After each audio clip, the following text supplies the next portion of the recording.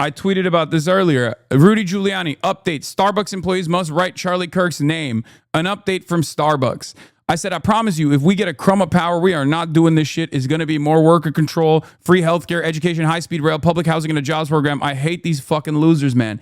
Because, like, think about it. These guys are dominating the country right now. And what are they hyper-focusing on? Sanitizing television. Making late night watchable again. It's like, dude, you are a loser, okay? And this kind of behavior is exactly why you're never going to be able to reach, like, mass popularity.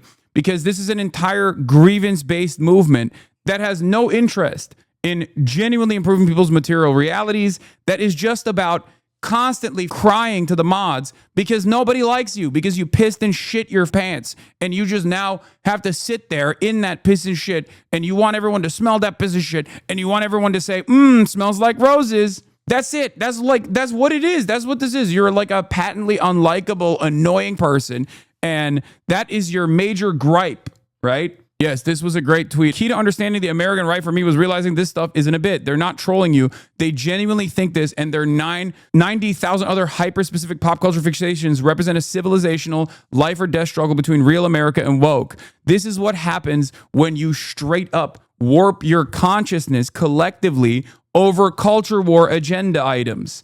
When all is culture war, then there is no need for class war. You have the entire dumb fascist movement built around cultural resentments. It was about how my grandchildren don't call me anymore. And then it was about how you couldn't say like unhinged shit on Facebook or whatever, right? And now it's about Starbucks won't actually venerate Charlie Kirk. Like, who goes to Starbucks and demands that Charlie Kirk get written on the cup? And who cares? Who cares? It's just so ridiculous. They have no interest in real material harm at all. You have this childish vendetta, and that's the only thing you care about. These demands are so ridiculous, okay? It's so stupid. That's why this kind of stuff works so well when they talk about, the war on Christmas or whatever the fuck. It's just like completely made up petty grievances that must get addressed at any given moment. Okay. Remember the 2016, 2020 era of right-wingers calling everything culture war bullshit and trashing it all? Funny how the turntables. No, but they were doing that back then too.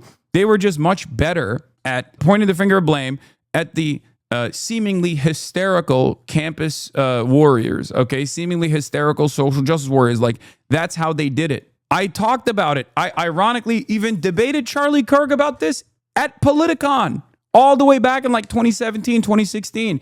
One of the things that I kept mentioning was the fact that Republicans, very organized, would go to Congress and bully like Facebook and all these other social media platforms to say, you're not giving us enough popularity in the algorithm. You are suppressing us in the algo.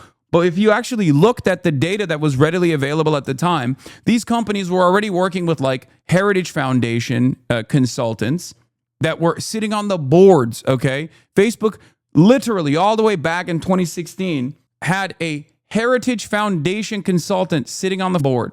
And guess what? They were already not being suppressed. It was the exact opposite. They were quite literally getting platformed. Ben Shapiro was the most popular guy. Ben Shapiro was more popular than CNN on Facebook all the way back in 2016, but that didn't stop them from hyping up this narrative, developing this hysteria-focused, petty grievance-centered narrative that Republicans were actually not popular enough on these social media platforms. And the only reason why they were able to get away with this was because Republican policies are unpopular. So when Republican policies are unpopular and you run around and you go, hey, this is what I want. Hey, I think the civil rights the civil rights struggle was bad. I think that, we should go back to segregation or something, okay? Most people look at that and go, ew, no, you're a fucking loser. That's the real issue. That is the real issue for Republicans. It's not that they get to say what they believe. It's that they don't want any pushback against it. And worse than that, they want celebration for those beliefs. But there is a hidden recognition that those beliefs are obviously unsustainable with the concept of democracy in many circumstances and the concepts of liberalism in many circumstances, like the notion that, everyone is equal, right? Everyone must be protected. These are things that we have already signed on to. as a part of the social contract. And Republicans oftentimes know that that is untenable and unsustainable within the framework of liberalism. Therefore, they get really ass mad when you actually call them out. When you say, that doesn't make sense, I don't like that, they get really mad. They can't stand it.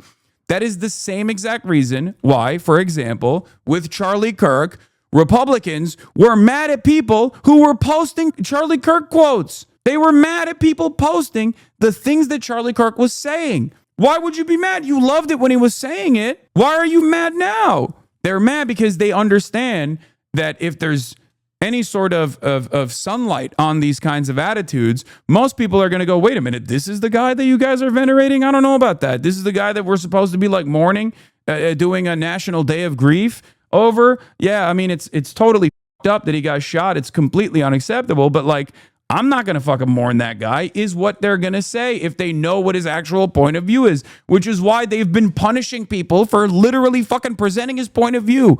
Okay, direct quotes. If you put Charlie Kirk's own statements out there, you get clapped. The Onion had a good piece on this, actually. The Onion had a joke about this that I really liked. It's just, hopefully before they get destroyed by this administration, because, comedy is legal now. Charlie Kirk, not in his own words, we honor the right-wing activists by making up quotes that sound much better given the moment. That's where we're at. It's like, hey, if you want to truly honor this person who is a political operative, you have to lie about what his positions were, okay? Lie in the direction that is more appropriate for the masses to consume. And they don't even want to say what any of his positions are, because they know that like even a moderate assessment of his positions require you to still reveal what his worldview looks like. And his worldview is right-wing, reactionary, extreme, radical. So you have to straight up defend it. You can't even just like say what his position is. You have to defend his positions as well. That's what they demand from you, because that's what this is always about. Republicans recognize that their policies are deeply fucking unpopular, especially when implemented. For that reason, you can't actually say what these positions are. You have and you can't even express discontent with these positions. You have to love these positions. That's what it's about. It's antithetical to free speech. Obviously, it's the opposite, where it's like, no discourse from you, please. No discontent from you, please. How dare you push back against me? You're supposed to say you love my opinion. That's just it. It is the lamest version of fascism to date. It's not only monstrous, it's not only violent as fascism is, but it's also incredibly weak, incredibly fucking lame.